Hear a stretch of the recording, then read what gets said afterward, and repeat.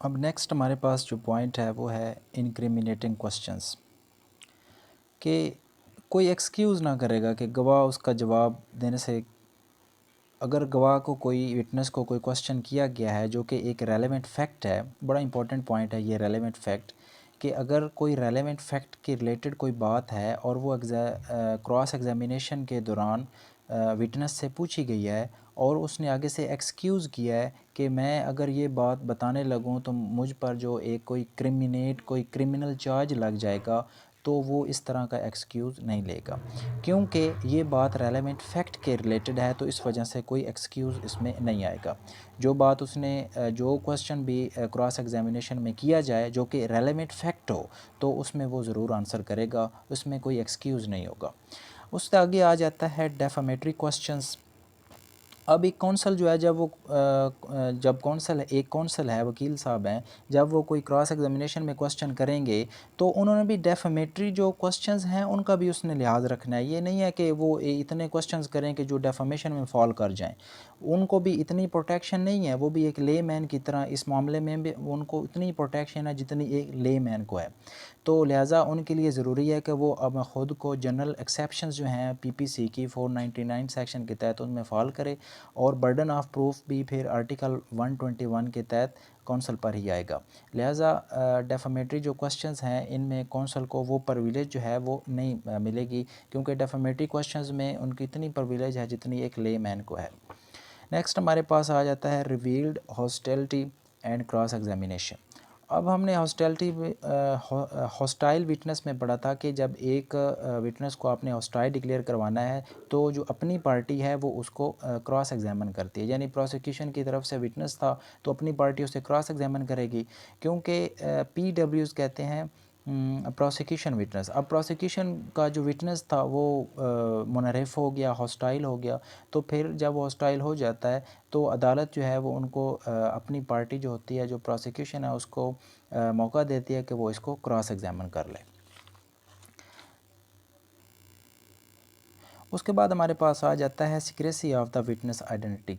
वैसे तो कोई इस तरह कोई इम्पोजिशन मौजूद नहीं है कि कोई कॉन्स्टिट्यूशनल या कोई स्टैट्यूटरी वर्डिंग नहीं है कि जो विटनेस है उसको सिक्रेसी, उसकी आइडेंटिटी जो है वो सबके सामने रिवील ना की जाए, उसका एड्रेस किसी को ना बताया जाए, उसकी आइडेंटिटी ना किसी को बताई जाए। लेकिन अगर कोई एक्स्ट्रा ऑर्डिनरी सर्कमस्टांसेस हो तो उन केसेस में उनकी आइडेंटिटी को छुपाया जा सकता है, इवन के केस का उनका जो नाम है वो भी फ़र्ज़ी रखा जा सकता है।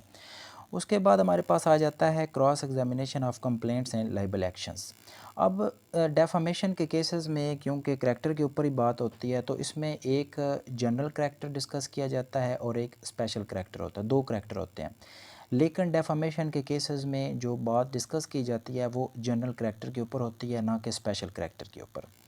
उससे नेक्स्ट हमारे पास पॉइंट है इन्फेरेंस ऑफ विटनेस। अब जो विटनेस है जब वो अदालत में आएगा तो उसने सिर्फ फैक्ट्स बताने हैं, और वो फैक्ट्स जो उसके अपने नॉलेज में है, उसने कोई ओपिनियन नहीं बतानी। जितनी बात वो जानता है उसने वो बात बता देनी है, और ना ही अपने आप से कोई मन घड़त कोई स्टोरी सुनानी है, और ना ही कोई ओपिनियन देनी है। जितनी बातें वो जानता है, जो फैक्ट्स उस केस के रिलेटेड वो जानता है, वो फैक्ट्स उसने अदालत में बता देने हैं। नेक्स्ट हमारे पास पॉइंट है cross examination by the court. अब ये कोर्ट की एक बड़ी वाइडर पावर है कि जिसमें जज जो है वो कोई क्वेश्चन भी कर सकता है गवाह से, किसी फॉर्म का क्वेश्चन कर सकता है और किसी स्टेज पर कर सकता है। इसके ऊपर क्योंकि ये जज को एक वाइडर पावर है, इसके ऊपर कोई जो है कोई बार वगैरह नहीं है। जज जो जिस वक्त जिस किस्म का भी क्वेश्चन चाहे वो विटनेस से कर सकता है। नेक्स्ट हमारे पास क्वेश्चन है एक्सपर्ट विटनेस। अब एक्सपर्ट विटनेस की हम ज़्यादातर मिसाल डॉक्टर की लेते हैं कि जो डॉक्टर है उसने अगर कोई पोस्टमार्टम किया है तो वो उसकी रिपोर्ट जो है वो अदालत में जमा करवाएगा, तो उसके ऊपर भी उसको भी क्रॉस एग्जामिन किया जाएगा। अब जो वकील है उसको चाहिए कि वो जब डॉक्टर को क्रॉस एग्जामिन करे तो डॉक्टर ने जो डॉक्यूमेंट अदालत के अंदर सबमिट करवाए हैं, तो वकील कौंसल को भी चाहिए कि वो उस डॉक्यूमेंट की हद तक रहे, और जो डॉक्टर है उसको भी चाहिए कि वो अपने प्रोफेशन की ज़्यादा डिटेल्स हमें मज़ीद ना बताए, क्योंकि अदालत उनको नहीं जानती। अदालत सिर्फ जो डॉक्यूमेंट उसने पेश किया है डॉक्टर ने, वहाँ तक वो अदालत को सिर्फ बताए, ज़्यादा डीप ना जाए। जो डॉक्यूमेंट उसने दिया है वहाँ तक ही रहे, उस तक ही हमें जितनी भी इंफॉर्मेशन है वो उस डॉक्यूमेंट तक हमें दे। ज़्यादा डीप में जाने की ज़रूरत नहीं है, क्योंकि अदालत ना कौंसल इतने मेडिकल प्रोफेशन के बारे में जानती है और ना ही बाकी जो जज साहब हैं अदालत है वो भी नहीं जानती। लिहाजा जो डॉक्यूमेंट उसने पोस्ट यानी मसलन पोस्टमार्टम के रिलेटेड डॉक्यूमेंट था वो उसने अदालत में सबमिट करवा दिया, तो कौंसल को चाहिए कि जो क्रॉस एग्जामिनेशन में क्वेश्चन करे वो भी उस डॉक्यूमेंट के रिलेटेड हों, और जो डॉक्टर साहब हैं वो भी जो बात बताएं वो भी उस डॉक्यूमेंट तक की हद तक ही हो, ये ना हो कि वो हमें बाकी मेडिसिन के बारे में बताना शुरू कर दें। आगे नेक्स्ट हमारे पास है अटेस्टिंग विटनेस। अब अटेस्टिंग जो विटनेस है इसको कोर्ट विटनेस भी बोलते हैं, इसको नेसेसरी विटनेसेस भी बोलते हैं। ये ना तो प्लेंटिफ होते हैं और ना ही डिफेंडेंट होते हैं, इनका केस के साथ कोई लिंक नहीं होता इस तरह डायरेक्टली, लेकिन इनके पास कुछ ज़रूरी डॉक्यूमेंट्स होते हैं जो कि अदालत को ज़रूरी होती हैं केस के लिए, तो इस वजह से इनको भी पार्टी बनाया जाता है, इनको भी अदालत में बुलाया जाता है। अक्यूज़ड एज अ विटनेस। अब अक्यूज़ड है जो मुलज़म है वो भी गवाह बन सकता है किस सूरत में, section 340 sub section 2 CRPC, the accused may appear as a witness on oath and can be cross examine. तो इस सेक्शन में उसको ऑन ओथ जो है वो उसकी गवाही ली जाती है और फिर उसको क्रॉस एग्जामिन किया जाता है।